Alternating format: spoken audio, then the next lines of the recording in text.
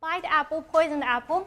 You can type in the phrase in Google, and you will find out that this is the title of a now famous memo that appears in the headlines and on the web everywhere. Okay? Now, where does it come from? It started with a growing literature that my co-authors and I started about 3 or 4 years ago. And this is what we found, documented in our early paper published in Journal of Finance, is that when activist hedge funds announce that they're going to engage with the managers of the target firms about changing firm policies, then the stock market reacted with about 7% abnormal return. So Professor Hodrick already explained how do you calculate risk-adjusted abnormal return, and we just adopt standard methods. Okay? Now, in addition, we also found that the targeted firms experience some significant increase in return on assets, increase in payouts to the shareholders, including in the form of dividends, so share buybacks, and also CEO turnover almost double from the natural rate about 12% per year to about 25% in 2 years' time. Okay, from the natural rate about 12% to about 25%. And in addition, we also find that investment overall decreases and CEO compensation decreases. Now, in today's world, very, very few people have sympathy for the overly paid CEOs. If you see that the CEO compensation goes down, everybody say, hey. But about the changes along other dimensions, there has been some controversy. And then here comes the memo. And the full title is Bite Apple, Poison Apple, Paralyzed Company, Wrecked Economy. That sounds very, very serious. And the authors are the partners from Wachtel, Lipton, Rose, and Katz. Some of you might know.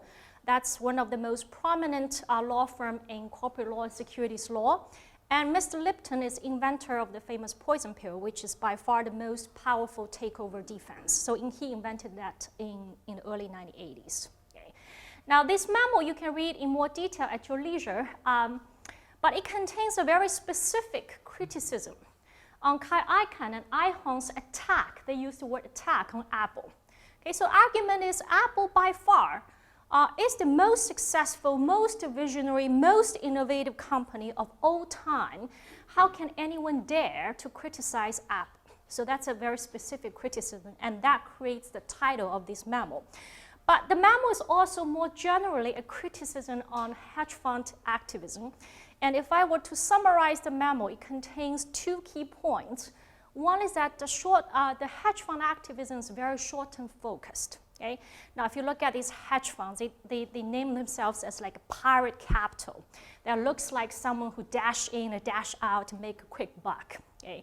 And the other point is that these activisms basically very financial engineering oriented.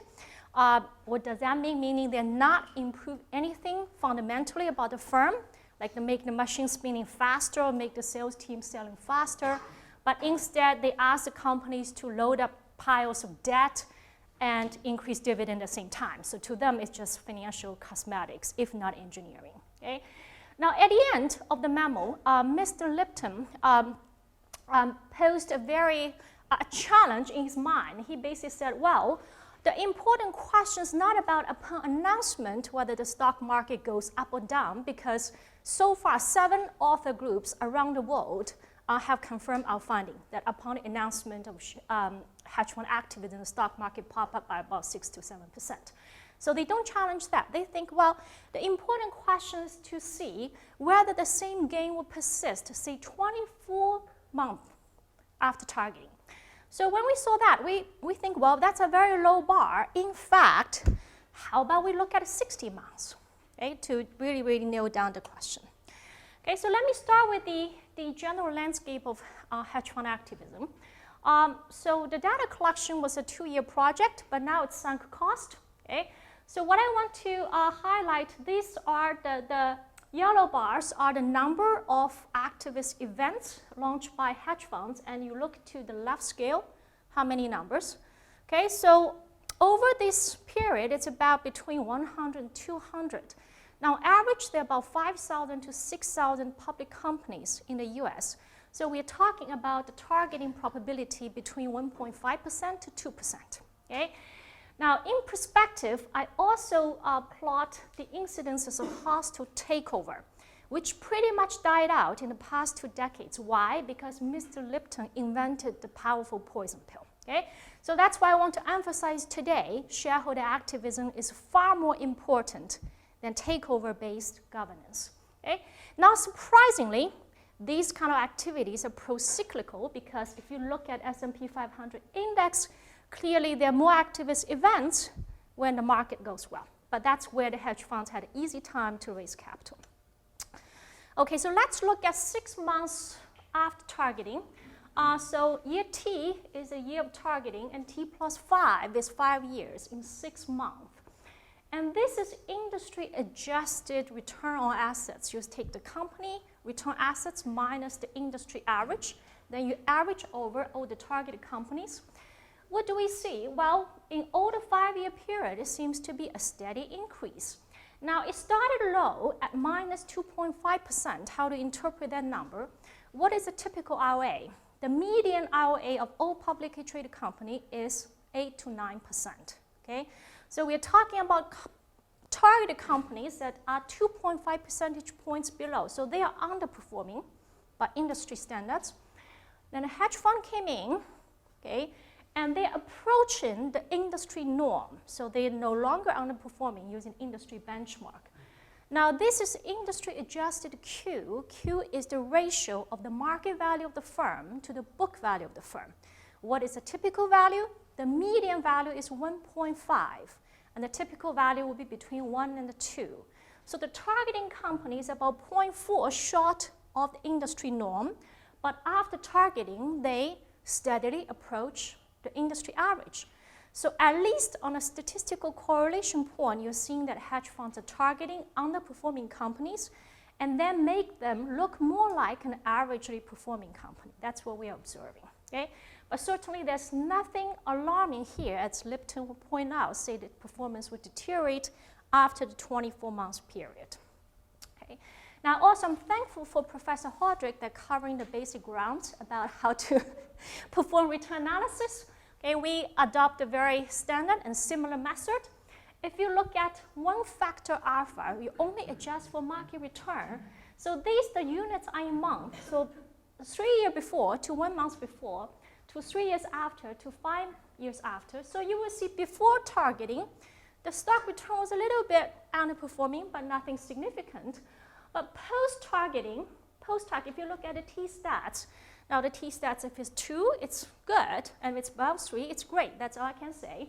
So 3 years to 5 years after, clearly the targeted companies outperform the market in terms of their stock returns. And these you can see from either the one-factor market risk adjustment, or we get even 4-factor. Okay, so Professor Hodrick just mentioned the market risk, the size risk, the value risk.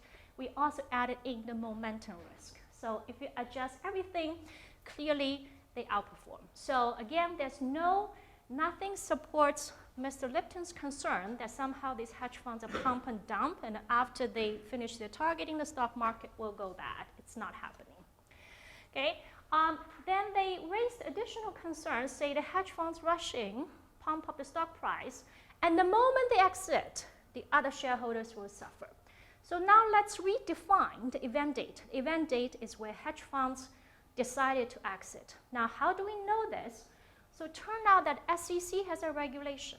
If you hold more than 5% of the stock in a company, which most of activist hedge funds do in the target company, the moment you decide to drop your investment to below 5%, you have to file a last amendment to Schedule 13D. So by that moment, we know at which time hedge funds at least stop to being a block holder. Usual definition, 5% is a block holder.